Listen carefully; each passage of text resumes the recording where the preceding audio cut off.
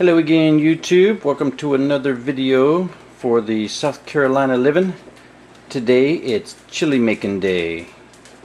Yes, we have decided to take some of our homegrown veggies and make some homemade chili.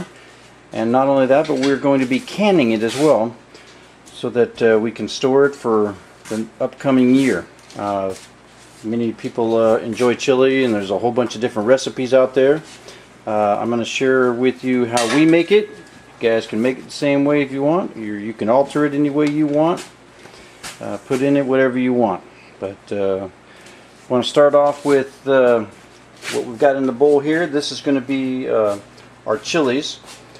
The recipe for the bulk chili amount that we're making consists of 10 habanero peppers and 50 jalapeno peppers, and those are all seeded and diced. 6 cups of diced bell peppers, which is basically 6 large bell peppers diced up. Then we go to the onions. We've got 10 cups of onions chopped, which is basically about 10 small onions. We move over here to our meats. We've got we use ground turkey and we use Italian sausage links, and we use 6 pounds of ground turkey. So we have 2 packages of ground turkey, and we have 4 packages of the hot Italian sausage links that we dismember and ground up. Then we go on to the kidney beans, which we used 3 1-pound bags of dry beans, and we pre-boiled them, and then we measured them out, so it basically comes out to 18 cups of cooked kidney beans that we're using here. We also have the cans here of diced tomatoes. We're going to use 5 28-ounce cans of diced tomatoes. We have tomato sauce cans. We are going to be using 3 24-ounce cans of tomato sauce. Then we go down here, we use chili powder. Any chili powder will work. We use 10 tablespoons of chili powder. Ground pepper, we use 2 tablespoons of black pepper. We have minced garlic that we're putting in, and we're going to be putting in 10 tablespoons of minced garlic, and we used 10 bay leaves in the pot. Now this, of course, doesn't look like what I just read to you. That's because we're making the batch in 2 halves so that we can can it separately, because it just takes up too much space on the stove.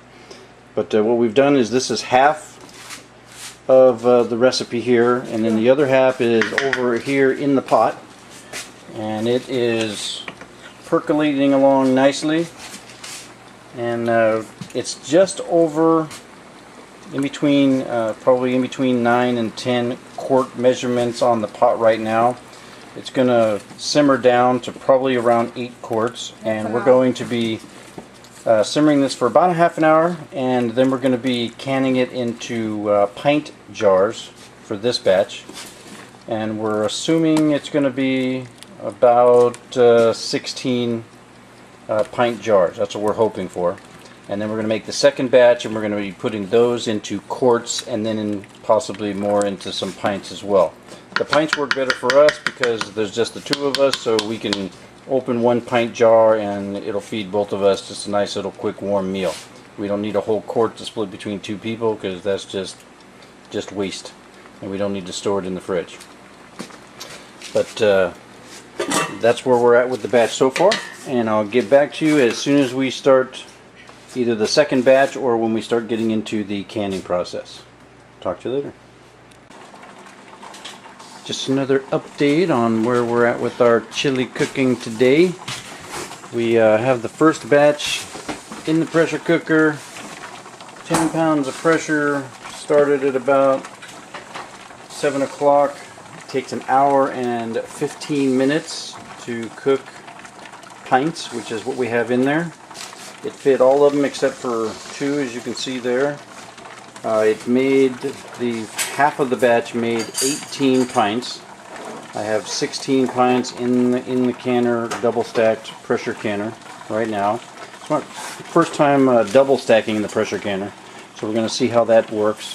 If they don't seal, we just replace the lids and we try it again. It's not a huge deal. It's a learning experience, but we're pretty sure we did everything right, measured everything right. The second batch of chili is in the pot, simmering along. So it'll make approximately the same amount of 18 pints. The second one, of course, we're going to actually be using quart jars as well as some of the pints.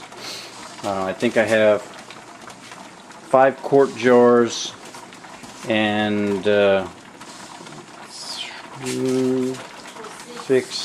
about 10 pint jars that I can use to try and pack as much as possible. And then whatever doesn't fit in those jars, we're probably not going to use any more jars. We will just put it in the fridge or let my brothers try some of it. That way we can actually enjoy some more of it. But like I said, it made the 18 pints, plus me and my wife both ate a bowl of it too. So it probably would have made like a little over 19 pints with what we had in there. So this will make, you know, the same amount. It's about the same measure. It's the same exact measurements of everything that we put in the first one. Hello again, YouTube. Just wanted to follow up with the end result of our chili making episode. We ended up with 28 pints and 4 quarts of chili out of the recipe that we gave you earlier. You can see the 20 quarts or 20 pints are here, 4 quarts there, and the last 8 pints are in the canner. They just have to be sealed up. But all of them so far seem to be sealing nicely. We're gonna just leave them here for till tomorrow night. I will check all of the lids then, and if they all sealed properly, we'll mark them and put them away on the shelf and get ready for the next thing we're going to be canning. I believe the next thing we're going to be canning is we're going to be pickling some peppers, so that should be entertaining as well. Hope you enjoyed it. Talk to you later.